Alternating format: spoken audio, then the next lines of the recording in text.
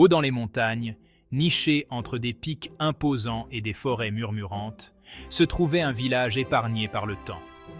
C'était un endroit où la vie s'écoulait au rythme des saisons et où les histoires se transmettaient de génération en génération comme de précieux héritages. Ici, dans ce havre de paix, vivait un jeune garçon nommé Léo.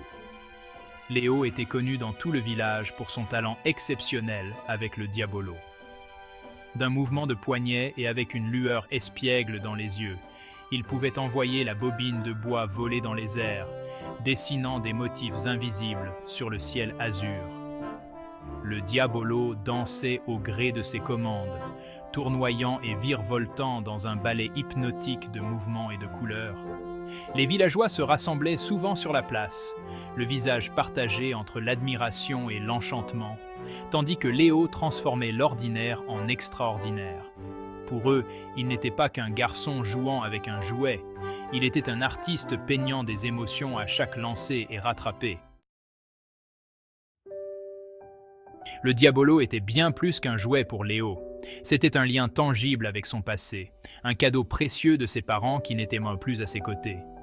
Son père, un menuisier aux mains rugueuses comme l'écorce et au cœur aussi chaud que le soleil d'été, avait fabriqué le diabolo à partir d'une seule pièce de bois poli, sa surface lisse et réconfortante au toucher. La mère de Léo, son rire aussi brillant et clair que les ruisseaux de montagne, avait peint le diabolo de couleurs vives, chaque tourbillon et chaque trait témoignant de son amour et de son talent artistique. Le bleu représentait le ciel sans limite, un rappel pour toujours rêver grand. Le vert symbolisait la force immuable des montagnes, une promesse silencieuse d'être toujours là pour lui. Et le rouge, la couleur du courage et de la passion, l'exhortait à embrasser la vie à bras ouverts. Chaque fois que Léo tenait le diabolo, il pouvait presque sentir la présence de ses parents, leur amour imprégné dans la structure même de son être. C'était un rappel que même s'ils étaient partis, leurs esprits vivaient, s'élevant à ses côtés à chaque lancer et rattrapé. Léo vivait avec son grand-père, un homme marqué par le temps et l'expérience, le visage gravé des histoires d'une vie bien remplie. Son grand-père, avec ses yeux doux et sa présence apaisante, était devenu le roc de Léo, son ancre dans un monde bouleversé. L'hiver arriva dans le village avec une férocité particulière cette année-là.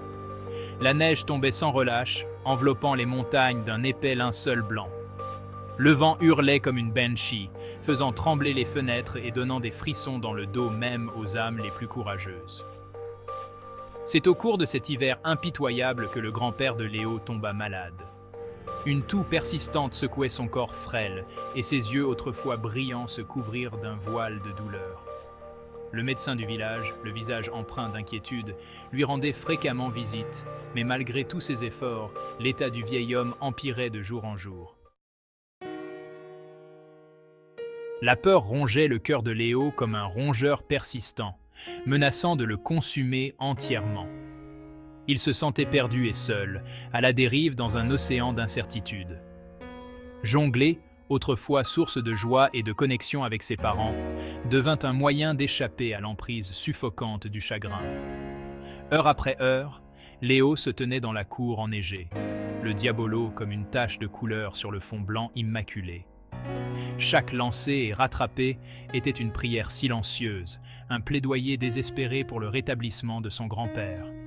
Mais même si le diabolo dansait, Léo ne pouvait chasser le sentiment d'effroi qui s'accrochait à lui comme une ombre.